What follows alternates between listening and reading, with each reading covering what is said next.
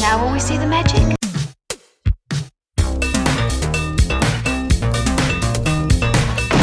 All right, where's Murray? Okay, who is it? This is Jesus, kid. Know then that it is the year 10,191. Yes, we are bored. We're all bored now. Hi, good night. Good night. And welcome to Mary vs. the Movies with your host Mary Jones. And Dennis Ling. And this week we are watching the 1987 action movie classic Predator, starring Arnold Schwarzenegger, Jesse Ventura, a meme, and I'm not sure who else. I think Carl Weathers? Wait, is he? I don't know. So I'm shrugging. yeah. Yeah, for the audience that does not have a visual, Dennis shrugged at me and gave me a goofy look. Yeah. So what Arnold Schwarzenegger films have you seen? Okay, so here's the thing. It's not like I didn't see any Arnold Schwarzenegger movies growing up, but the ones I saw were not what are considered his sort of classic films. Classic. Well, the closest to that which I saw Terminator 2 on cable a lot. And for whatever reason, I grew up watching things like Kindergarten Cop. Yeah. And you were a kid. So, yeah. And Junior and Twins. The Arnold Schwarzenegger films that I saw growing up are not the ones that everybody thinks about him for. I didn't see Terminator. I didn't see Predator. I didn't see Commando. But you have seen Conan the Barbarian and Commando since. Oh, well, yeah, no, you showed me Commando and you showed me Conan. Did you see Total Recall? I have seen Total Recall. Okay. I did catch that on cable. That's true. Yeah. So, no, it's not like I didn't see any Arnold Schwarzenegger movies as a kid, but it was just stuff that would show up on cable.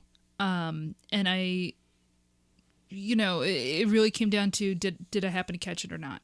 Although for some reason I was really into Terminator 2. I don't know why. I really like the video game. When we go down, yeah. Okay, so here's the thing. Like I didn't in my house growing up, we had like an Atari, and that was it. And I mean, I'm talking into the mid '90s. In fact, until I went away to college, at which point my mother threw it. Never mind. I'm not gonna go tell the story. Point is, when we would go to the shore and I'd go to the arcade, I would automatically go to the Terminator 2 video game because it was fun. Huh. And you just shot at Terminators coming at you. Cool. It was really cool. Now, so, were you like Arnold's Terminator shooting at Robert Patrick Terminators? Or? I mean, it's first person. I don't know. No. I mean, they're all metal men. Yeah. I suppose they were modeled on like the skinless Arnold Schwarzenegger. But my point being, so there's like there's the entire genre of film that Schwarzenegger made his bones on was something that I never grew up watching. Because honestly, is it age appropriate to show a 5-year-old Commando? No. So yeah, so I never saw Predator. My impression of what the movie is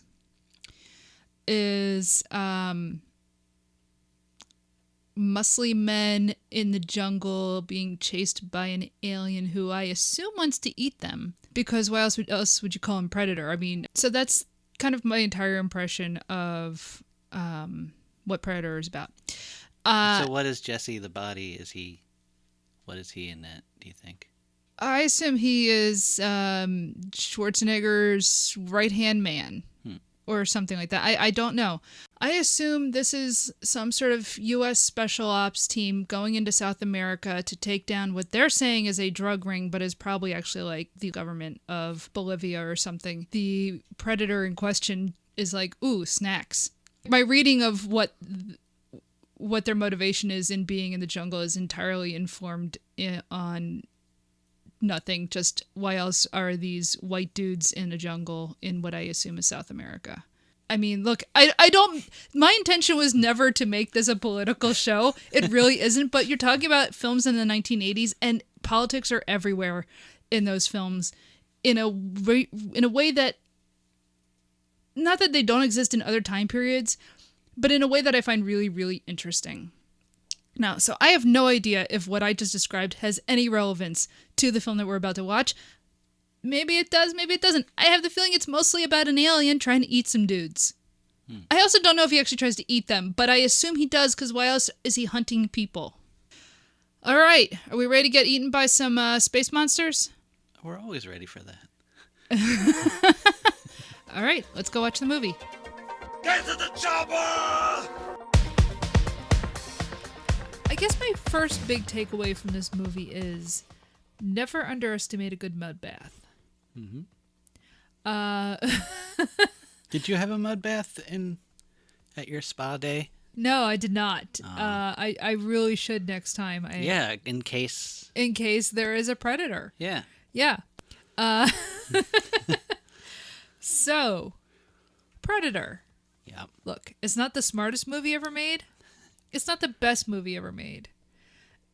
It might be the most Arnold Schwarzenegger movie ever made that doesn't feature him as an actual robot. Is it the muscliest movie ever made? Yes, it is definitely. A lot of muscles. There is a lot of muscles. This is the film that gave us what is a meme on Twitter, and I don't know where else because I don't spend my time on too many other social media. I mean, Facebook, whatever. But yeah, the two arms clasping each other with left idea, right idea, meeting in the center.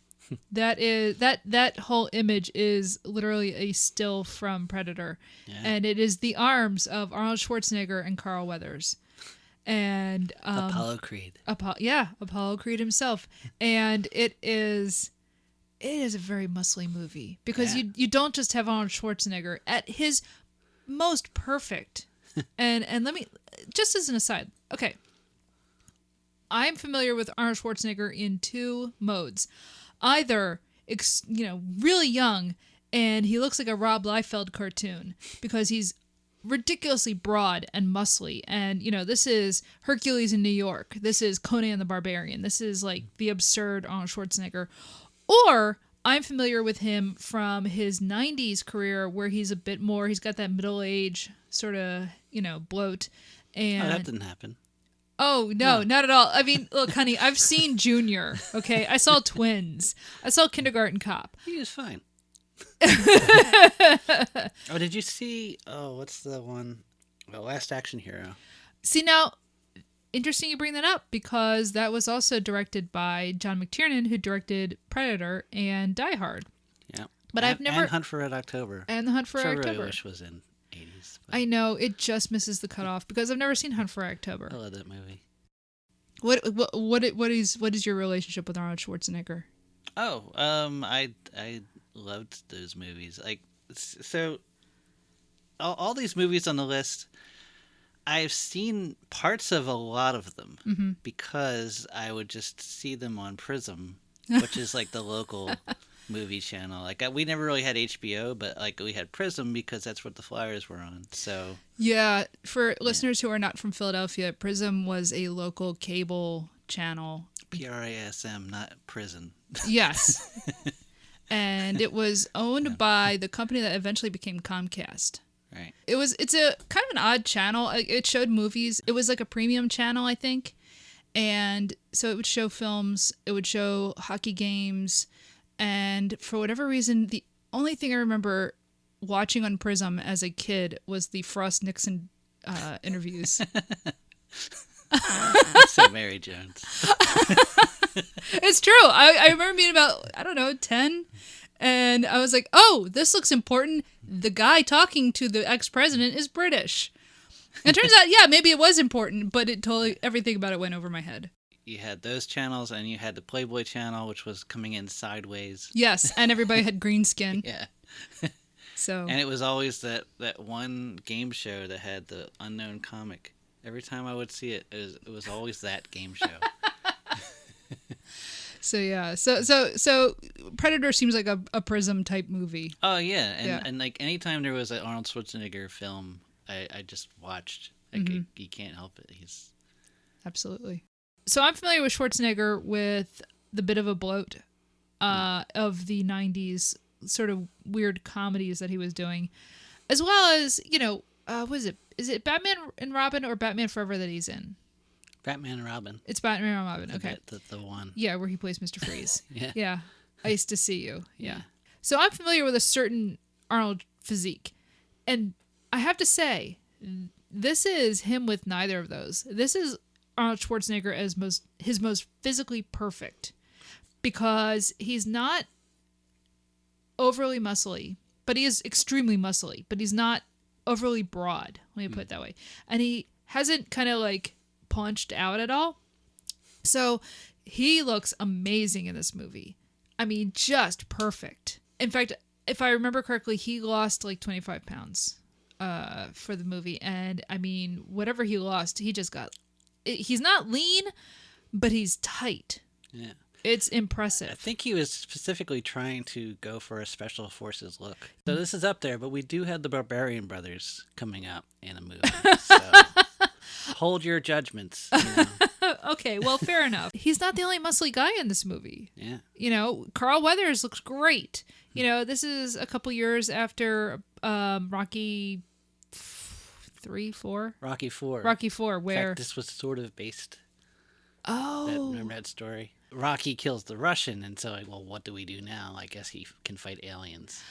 Was the joke. Oh, that's right. Yeah. Oh, yes. Okay, so So that was a joke going around Hollywood, and it morphed into this movie. You know, Right. Okay, we'll have Rocky Arnold fighting alien. fighting. Yeah. Well, okay, but so that's an interesting point that they didn't use Sylvester Stallone, because the guy does not have a sense of whimsy, or he doesn't really wink at the camera.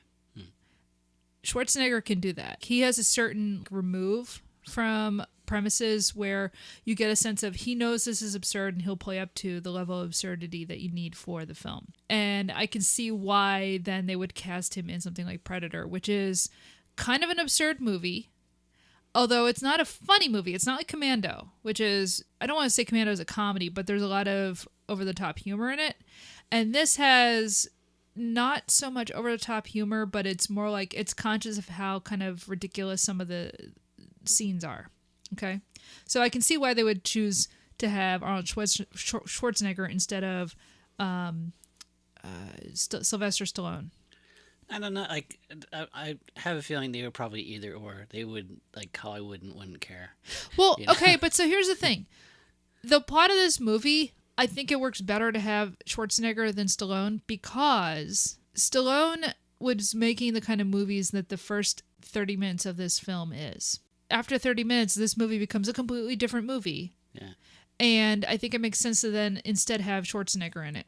With this film, you have almost like a Planet of the Apes situation, where, except for a very opening scene where we are shown a spaceship orbiting the Earth and then some little shuttle going down to the planet, the first 30 minutes are essentially set up like it's 1980 whatever, and we are following U.S. Special Forces into the jungle in somewhere in Latin America, where we're going to take out a guerrilla group of, I guess, communists who are fomenting a revolution against whatever dictator we put in place. And the Special Forces are going in because somebody's been taken hostage that we need back. We get there, we introduce our main players, and we find out that something is hinky going on in the jungle. After 30 minutes of a rescue operation that doesn't quite go the way it's supposed to, that's when the alien in question gets introduced. At that point, it becomes a science fiction movie where we are following a group of special forces guys getting hunted by a semi-invisible alien. I like the effects of the view from the alien. Yeah. You know, like, especially like how they speed up human voices and stuff. Yeah, that's really cool. Like, my favorite is at the end where he's chasing Arnold, and you hear Arnold's breathing. It sounds like a kid, like he's chasing like this little toddler or something. Oh, that's interesting. I hadn't noticed that part. Yeah, you know, and then it switches back to Arnold, and he's like, oh, you know, doing his Arnold grunt, whatever. Yeah. It's kind of fascinating, like, how he's perceiving these, because, you know, this alien may be 1,000 years old, who knows? Well, that's kind of cool. We don't know how long this alien has been on the planet. Part of this so-called rescue operation that our special forces guys go into is they take as prisoner a woman who is presumably a guerrilla fighter. And she says that she sees the alien at one point take one of their crew. She sees the jungle move, and she says, look, my village has had this story of this thing that we call the devil taking people prisoner, or just killing them. So we have no idea how long this thing has been in the jungle, which is good. Like, you know, this thing could have been here for, 100 years. It could have been here 1,000 years. We don't know how long it's been there. So I thought Jesse Ventura would be in this a lot more than he was. He's not in it for very long. But boy, does he make an impression. Not just because he's playing like this terrible redneck who is chewing tobacco and saying certain derogatory terms, but there is an amazing scene where they're in the jungle and he is holding a Gatling gun? Yep. Actually, no, it's not a Gatling gun. It's a minigun. Minigun from a helicopter. From a helicopter. Modified. Yeah. Yeah. So his weapon of choice is a minigun, and he is striding through the jungle holding a minigun with a t-shirt that's just like the MTV logo, and he's wearing like an Army Rangers hat. This kind of perfect 1980s image of America, and he is immediately like killed by the alien. He gets shot through the MTV logo too. Yes. Yeah. Shane Black is killed pretty quickly, thank God, because he's the worst. His character is the worst. He's supposed to be this nerd who tells like the crassest, most unclever, dirty jokes, and I'm very happy to see him go. Got like Bill Duke, who is a very intense dude, gets picked off eventually. Well, yeah, no, I mean, a lot of this movie is watching people get picked off. Carl Weathers gets picked off. Fair enough, because he's the one who lured them into the jungle for what they thought was a rescue operation, but it turns out to be like a CIA, who knows what. I mean, that's kind of neat. They don't actually explain what exactly. I think, now I haven't seen the sequel, but I was reading something that I think the sequel makes it sound like the CIA sent him in to actually lure this creature out. So it's kind of like Alien. But yeah, but I think that's like kind of retconning. Yeah, because he definitely doesn't understand what's going on in the jungle, and he keeps saying, no, it's just we're trying to get some gorillas, and he plays it as if he really believes that we're just taking out a few gorillas. So that's retconning, and we're left with Arnold Schwarzenegger, Anna, who is our hostage captive, who ends up becoming, basically he cuts her ties because they figure, well, you've got to help us fight whatever this thing is. This is after he shakes Spanish out of her and makes her speak English. Yeah, that's an amazing scene where they keep asking her, what are you seeing? And Carl Weathers is like, what she's saying doesn't make sense. And of course she's saying, look, the jungle is moving, and she's speaking Spanish. She's speaking Spanish all the time. And at one point Arnold just grabs her, shakes her, and she just starts speaking English. I just want somebody Spanish to shake me so that I can get through my Duolingo a lot faster. Please. The last, I don't know, half hour to a third of the film is Arnold Schwarzenegger is the last guy left in the jungle to fight the alien. And it's kind of a neat reversal of how the film was set up, because early in the film they were all putting camouflage on, and it turns out the camouflage doesn't help because the predator has heat vision, so he can see what they're doing regardless of whatever they paint themselves in. Essentially, once Schwarzenegger is trying to outrun the predator, he ends up covered in mud, and it turns out the predator can't see through mud. It's great. He finally has camouflage. So he covers himself with mud, and he starts building primitive weapons. He builds a bow and arrows from wood he finds there in the jungle, and he, builds a trap with spikes, and he builds a log to be suspended in the air and come down and smash the alien at the right moment. He goes full caveman. It's awesome. He's just completely covered in mud. He doesn't look like himself. It's fantastic. In fact, he doesn't have a whole lot of dialogue until he's like face to face with the alien, at which point he's just like, yelling at this thing like, come and get me. At one point he gets into a fist fight with the alien, which is great. Yeah. It's absolutely absurd.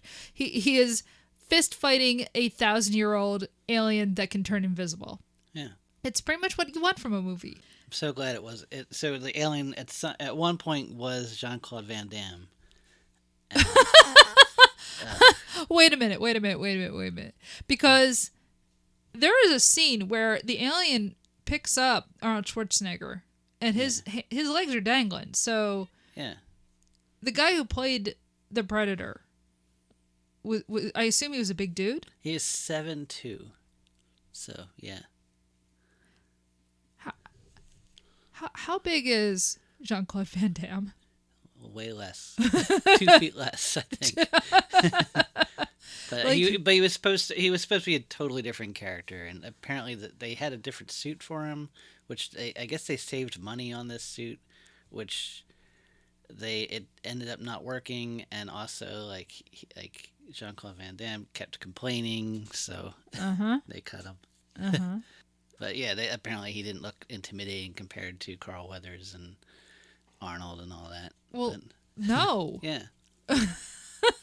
Long story short, Arnold is able to lure him into kind of a trap and smashes our Predator with the big log. I love that sort of reversal of technology.